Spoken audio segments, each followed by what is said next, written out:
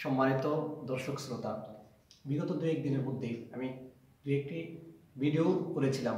ওই ভিডিওগুলোর মধ্যে বলেছিলাম যে বর্তমান সরকার যে নির্বাচন করতেছে সেই নির্বাচনটা হচ্ছে প্রহসনের নির্বাচন। আমরা সেই নির্বাচন বর্জন করতে চাই এবং এই সরকারের অধীনে যেন আর কোনো নির্বাচন না হয়। কিছু কিছু ভাই আমাকে প্রশ্ন করেছেন যে তাহলে কি বিএনপি যদি নির্বাচন করে তাহলে কি সেটা নির্বাচন হবে, সুস্থ নির্বাচন হবে?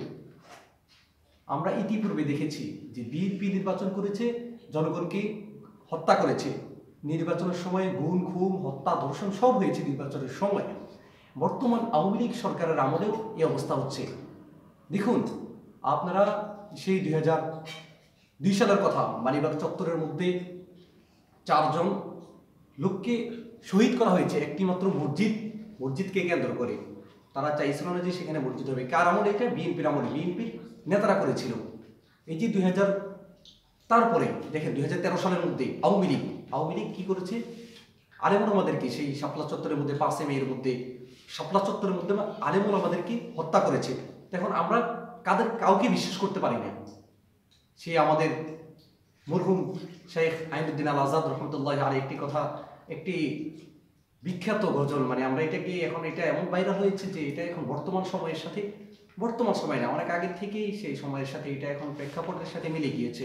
সেই ঘটনাটি হচ্ছে, সেই যে গজলটি ছিল, সেই গজলটা হচ্ছে যে নৌকায় আর দানের শীষ দিশাপের একই বিষ, ওদের সাথে মিলে বিষে ইসলামের ভাবনা বা বিষ।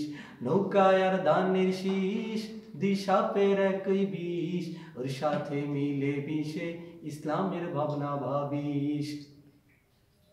ওরা যে একই পাখির দুই ডানা, ওরা যে একই পাখির দুই ডানা। আমরা কাউকে বিশ্বাস করতে পারি না, বিএনপিকেও বিশ্বাস করতে পারি না, আওয়ামী লীগকেও বিশ্বাস করতে পারি না। কেননা তারা যখনই ক্ষমতায় আসে তখন এরকম নির্বাচন করবে, আর নির্বাচন করবে নিজেরা। কেননা যার কাছে ক্ষমতা যাবে সেই নিজেকে বড় মনে করতে চাইবে।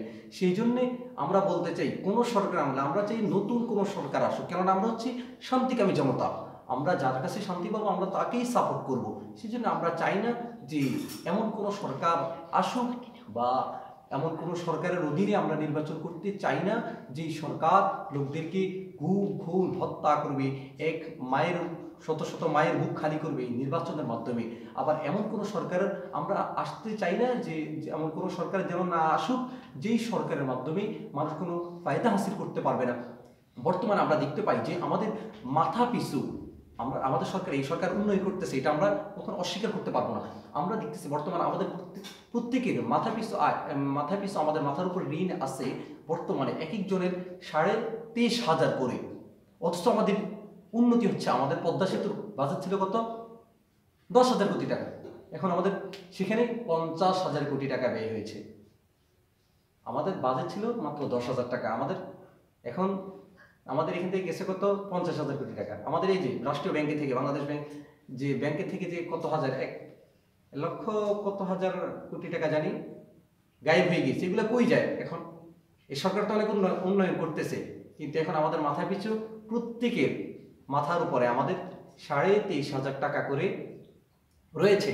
সেজন্য আমরা সরকারের কাছে বিনীত আবেদন করতেছি, এই সরকার আপনি শুধু নির্বাচন দিয়ে আমাদের মাথার মধ্যে আর টাকার বোঝা চেপে দিবেন না।